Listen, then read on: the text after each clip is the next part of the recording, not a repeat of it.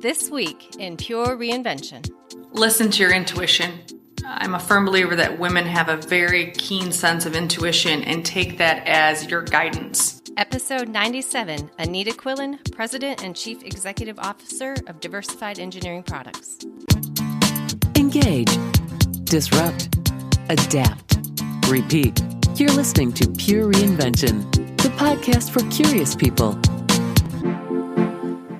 Welcome to this episode of Pure Reinvention, where we create space for the unexpected by inspiring a reinvention lifestyle. I'd like to again thank our co-host, Mindy Breda-Shorta from Jackson, for doing such a wonderful job. Thank you, Mindy. Thank you for having me.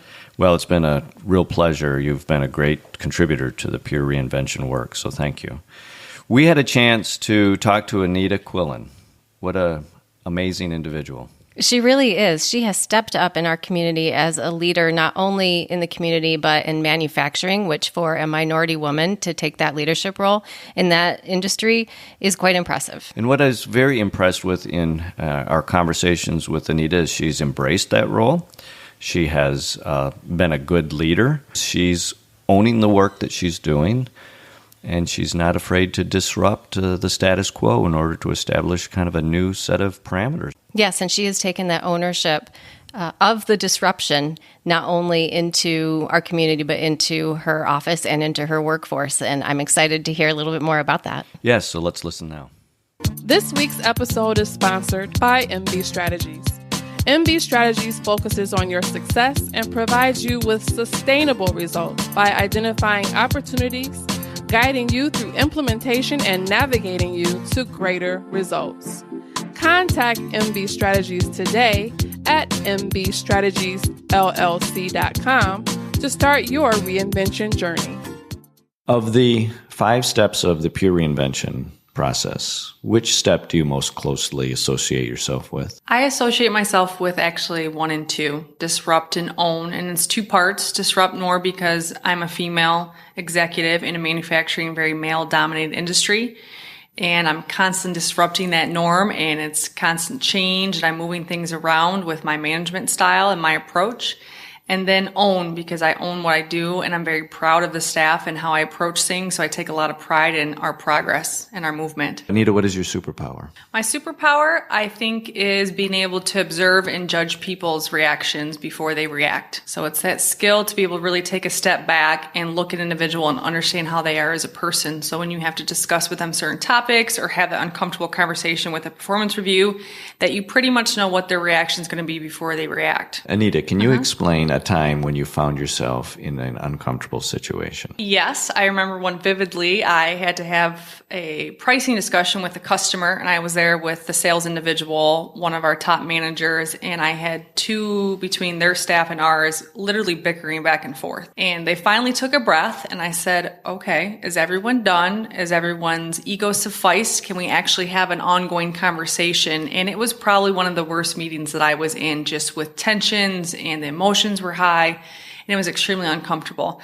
But those tend to be pretty common in our industry with manufacturing and pricing, so it's an ongoing thing. You just learn how to adjust. So Anita, tell us a little bit about the work that you are doing right now at Diversified Engineering and Plastics. So I am the president and CEO. We are a manufacturing company, and we specialize in design work for injection molding. We started out back in the 70s having one of the first plastic components in an engine. We currently are evolving our work base, and I focus on obviously operations, sales, and design work, along with some consulting businesses that I have with investments. So needless to say, the manufacturing industry has gone through tremendous change in the last 10 years. Yes. So talk about how you as a executive female have learned to use those difficult conversations as a real way to make and create movement.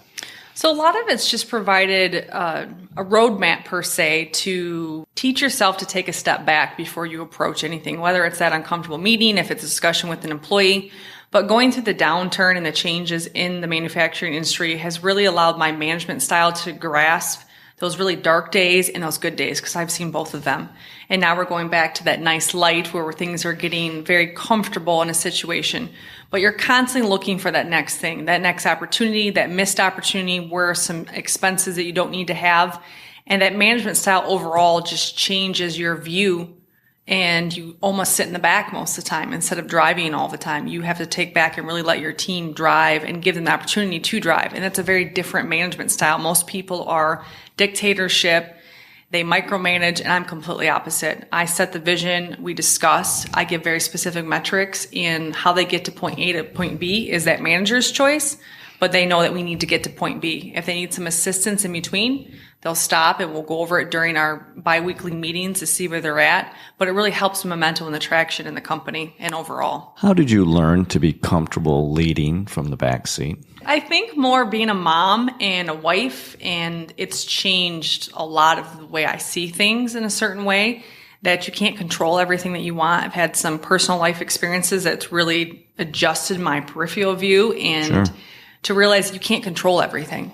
And I think that's the number one acknowledgement, is just realizing you can't control items. But how liberating is that to really recognize that since you can't control, you start to manage in a broader scope? Mm-hmm. And it becomes dependence on individuals. You depend on them to be successful, but they're only successful if you give them the room to be successful. So you had mentioned that you're very alert to the tone. Mm-hmm. How do you start to help others like myself understand the value of interpreting the tone? It's through learning people's behaviors, how their response is. It's watching facial expressions pretty much. You can notice if they're tense in their jaw or if their eyes start to twitch or they start to fidget with their hands. You want to know that they're uncomfortable. So you're going to soften your tone a little bit and work on that. And it's really just, again, it's taking that step back and looking at the whole entire view to see what you can perceive before you go into that conversation and that discussion. So it sounds like as a leader, you are absorbing a lot of what the environment is telling you. It's pretty amazing what you can observe when you actually watch someone and their body behaviors. So talk a little bit about how important that is to you recognizing how to approach a situation.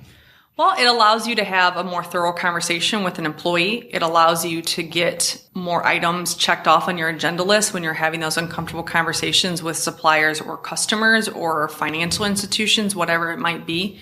It just allows you the opportunity to really keep progressing.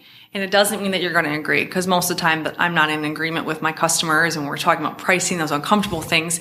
It's more just knowing that you're making progress and you're moving forward with the conversation. And moving forward with conversation means that you are progressing. You used a phrase that I really like. It's called learning your audience. Why have you adopted that as an important part of your executive style? Because your audience, 95% of the time, is your staff. And your staff is what drives you to be successful. And if they're not there, and if they're not engaged, and if they're not perceptive to what you're saying or listening to you or getting the room they need to grow, you're not going to be successful as a business or a business leader. You're just as good as the team that's underneath you. You're only one person. I'm just one person. So as a one person who has a multi-vantaged viewpoint, because you referenced I'm a mom, I'm a wife, I am a leader of a multi-million-dollar corporation. How do you start to manage all those different parts to be the best in each part?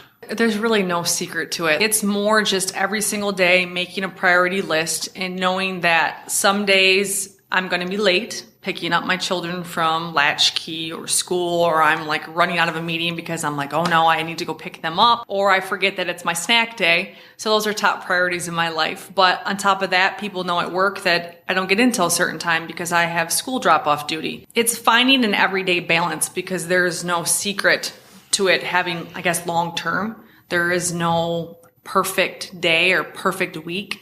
It's every single day you're going to choose, because unfortunately, one of them is going to get neglected every single day. You just have to make sure they balance out so it's not one over the other one to be fully successful in the home life and in your professional life. I had read in an article that was written about you that you also exhibit some of those same characteristics to your employees. Mm-hmm. Explain how, since that works for you, how you have made that available to your employees as well. One of the biggest discussions we've had lately is hiring. So finding those key individuals that can really take the business to the next step. And I'm a firm believer that there's an untapped resource in women. Younger females are ones that have chosen to have a family right now, that it's really uncomfortable to have the conversation about going back to work and not being at home and choosing a professional life over your personal life.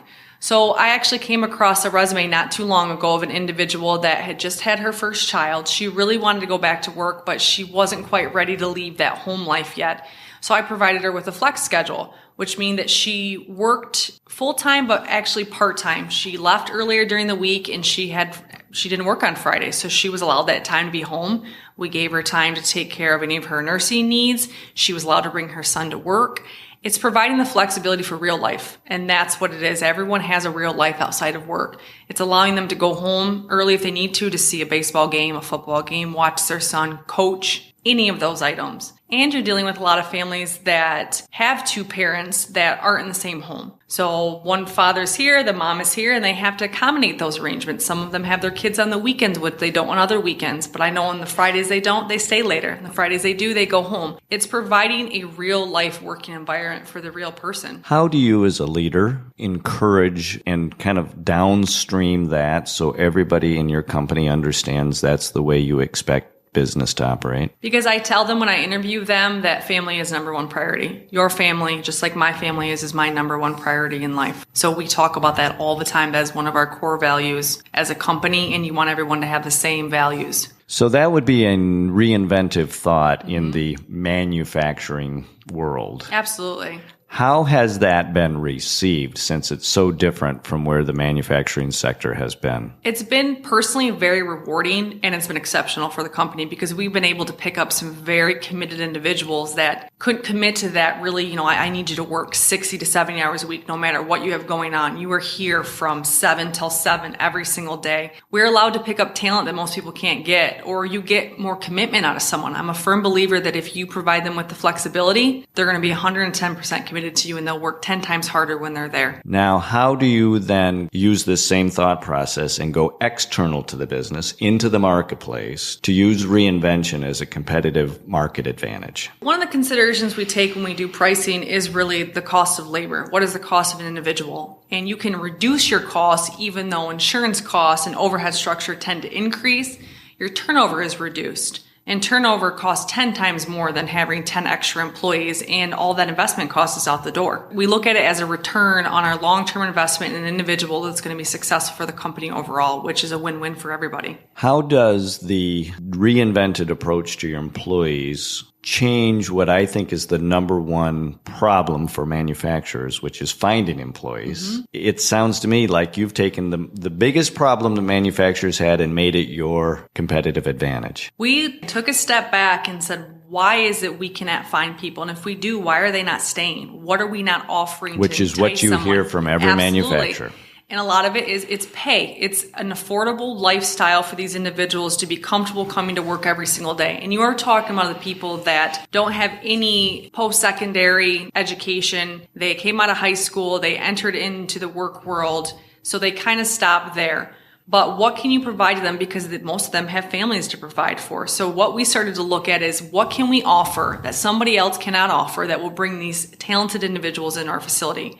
So what we started to do this year is it's the foundation or the roadmap for a career path for these individuals. It's to bring them in, start them out at X amount of dollars, and then get them up $3 to $4 within a 12-month basis. So if you do the math, that's anywhere from $8,000 to $10,000 on a base pay increase over a 12-month, which is significant. You don't see that in the workforce or in our industry. Also, making insurance more affordable. And talk about a lot of our issues are people, it's their attendance. It's their not being able to get to work. So we're trying to, again, take that step back and be like, why could you not get to work? Why have you missed 6 days? Was it daycare issues? Was it a reliable car? What are these other problems going on? Because a lot of us as employers, and I'm even guilty of it over the last 10 years, is we become desensitized to people's personal lives. It's always like, no, you're at work at 8 o'clock. You leave at this time. It's not. It's so much more than that. I could have a bad drop-off day with my child in preschool and he didn't let go of my leg. Well, now I'm 25 minutes late on my normal day.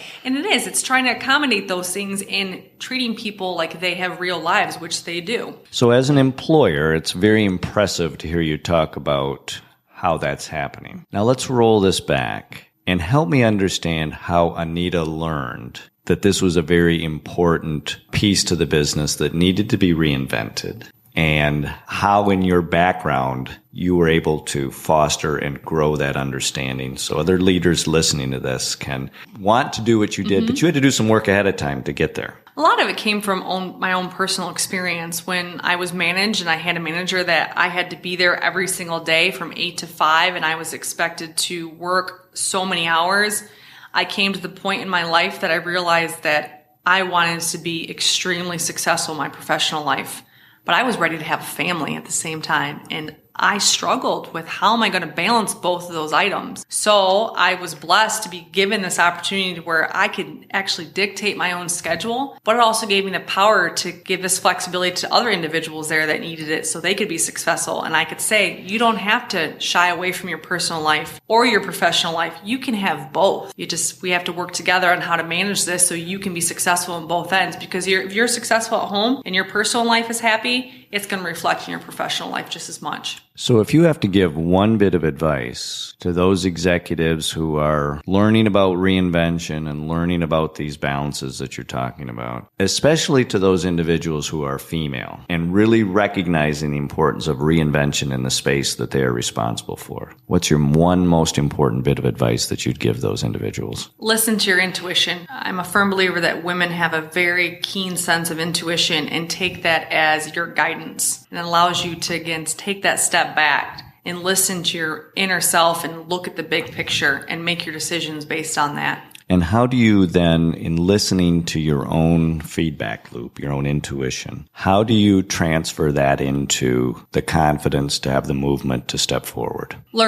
Learning every single time I listen to my mind and my intuition, and I could have done something different. I should have worded that conversation differently. Don't allow yourself to feel like you know so much or too much, because you actually know very, very little. Learn from everything that you interact with, and that will provide you with so much knowledge to be the best leader possible. Anita, how can people get a hold of you if they want to talk to you directly or want to know more about the work that you're doing? My phone number is 517-817-4180. Or my email is Anita, ANITA, at QuillenHoldings.com. That's QUILLEN Holdings, HOLDINGS.com.